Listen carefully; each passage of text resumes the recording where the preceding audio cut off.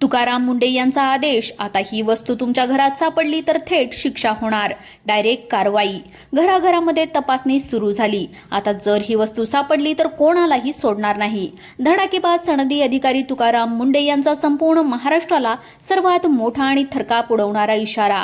आतापर्यंत तुम्ही फक्त मोठ्या गोदामावर पडलेले छापे, व्यापाऱ्यावर झालेली कारवाई आणि डेअरीमधील नकली दुधाचा पर्दाफाश ऐकला असेल, पण आता सावधान, कारण कारवाईची ही धग थेट तुमच्या आणि आमच्या घराच्या उंबरठ्यावर येऊन पोहोचली आहे। रामदेव बाबांच्या दिव्य फार्मसीवर धडक कारवाई करून संपूर्ण देशामध्ये खळबळ माजवणारे FDA आयुक्त तुकाराम मुंडे यांनी नुकतीच एक अत्यंत तातडीची पत्रकार परिषद घेतली।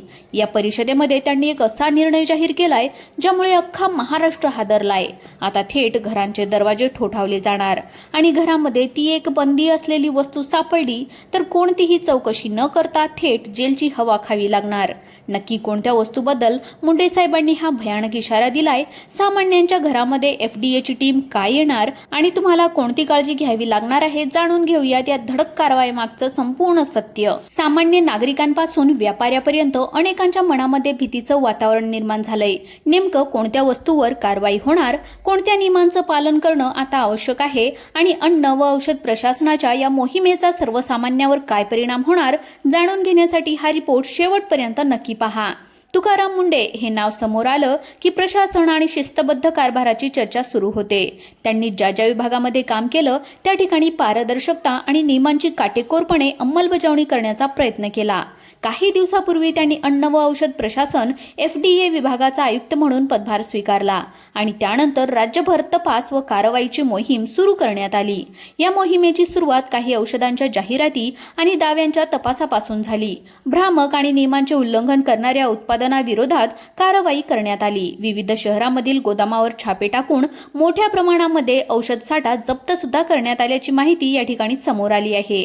संबंधित प्रकरणाची पुढील चौकशी सुरू असून नियमांचे पालन न करण्यावर कठोर कारवाई करण्याचा इशारा प्रशासनाकडून देण्यात आला आहे। ही फक्त सुरुवात असल्याची चर्चा आहे। पुढील काळामध्ये अन्न आणि औषधांच्या गुणवत्तेबाबत राज्यभर आणखी तपास मोहीम राबवली जाऊ शकते। अवघ्या काही दिवसांमध्ये राज्यभर मोठ्या प्रमाणामध्ये तपास आणि कारवाईची मोहीम राबवण्यात आल्याची माहिती या ठिकाणी समोर येत आहे।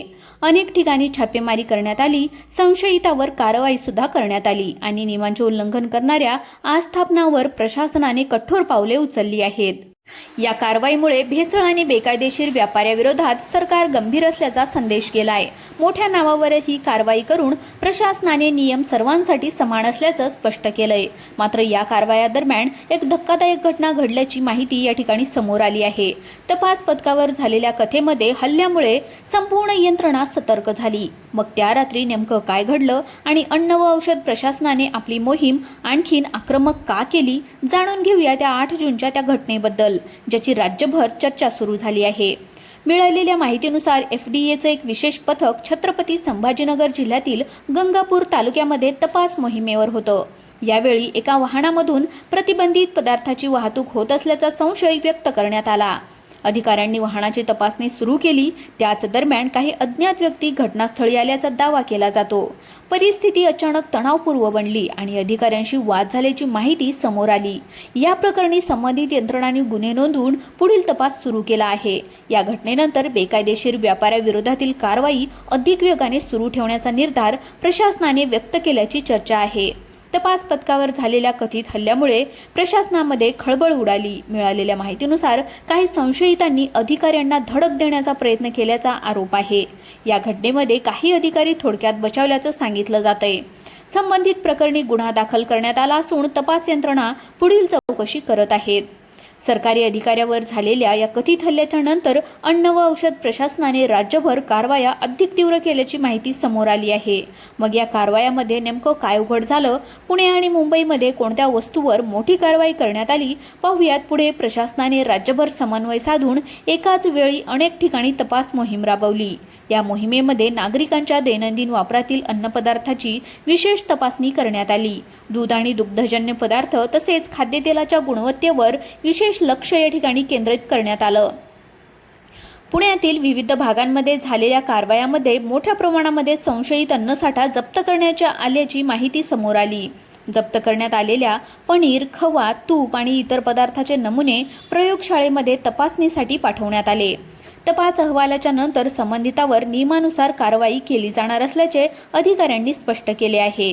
तज्ज्ञांच्या मते निकृष्ट दर्जाचे किंवा भेसळयुक्त अन्नपदार्थ दीर्घकाळ सेवन केल्यास आरोग्यावर गंभीर परिणाम होऊ शकतात। तसेच वारंवार वापरलेले खाद्यतेल आरोग्यास अपायकारक ठरू शकते। त्यामुळे नागरिकांनी प्रमाणित आणि विश्वासार्ह ठिकाणाहून अन्नपदार्थ खरेदी करण्याचं आवाहन करण्यात आलंय। अन्न सुरक्षेचा प्रश्न हा केवळ कायद्याचा विषय नसून प्रत्येक नागरिकाच्या आरोग्याशी थेट संबंधित असतो। त्यामुळे भेसळ करणाऱ्या विरोधात कारवाई आणि ग्राहकांची जागरूकता या दोन्ही गोष्टी तितक्याच महत्त्वाच्या ठरतात। या सगळ्या कारवाई दरम्यान पत्रकार परिषदेमध्ये आणखी एक महत्त्वाचा मुद्दा समोर आला। भेसळयुक्त आणि दिशाभूल करणाऱ्या उत्पादनाविरोधातील कारवाई सोबतच जाहिरातींच्या माध्यमातून ग्राहकांची फसवणूक होत असल्याची मुद्द्यावरही प्रशासनाने चिंता व्यक्त केली आहे। यामुळे आता केवळ उत्पादकच नव्हे तर अशा उत्पादनांच्या प्रचार प्रसारामध्ये सहभागी असणाऱ्यांची जबाबदारीही चर्चेमध्ये आलेली आहे। मग नेमकं या प्रकरणामध्ये पुढे काय होणार?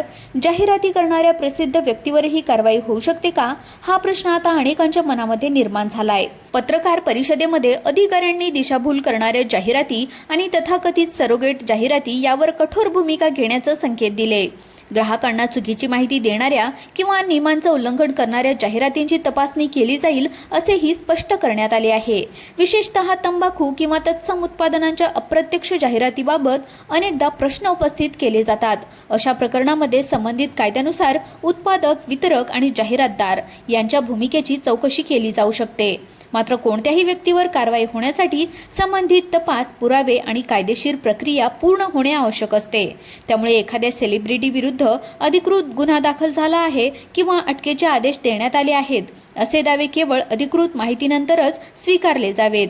ग्राहकांच्या आरोग्याशी संबंधित उत्पादनांच्या जाहिरातीमध्ये पारदर्शकता आणि जबाबदारी असणे ही काळाची गरज असल्याचे मत अनेक तज्ज्ञांनी व्यक्त केले आहे।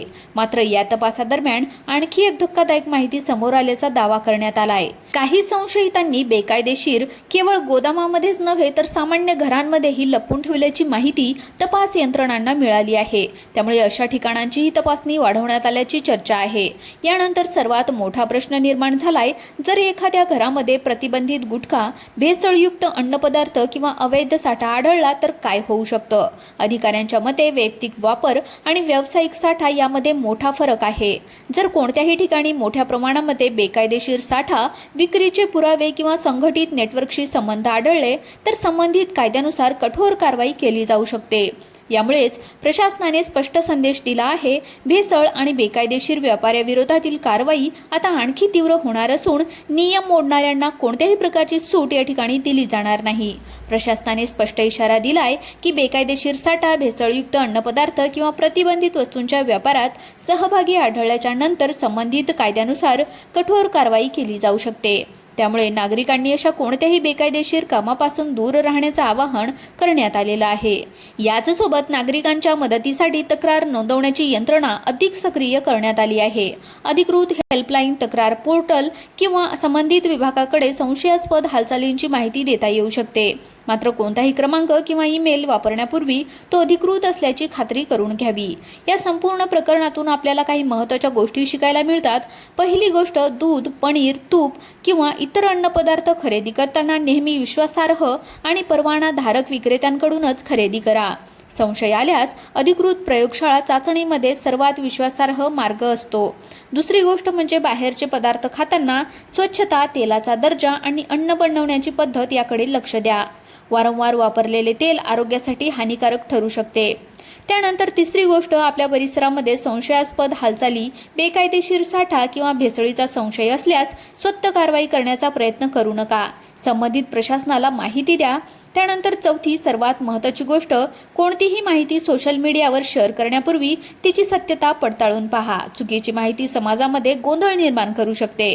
तुमच्या भागामध्ये भेसळयुक्त अन्नपदार्थ, नकली दूध किंवा इतर अशा प्रकारच्या घटनांबाबत काही अनुभव असेल तर तो कमेंट बॉक्समध्ये नक्की सांगा। जागरूक नागरिक हीच भेसळी विरोधातील सर्वात मोठी ताकद आहे।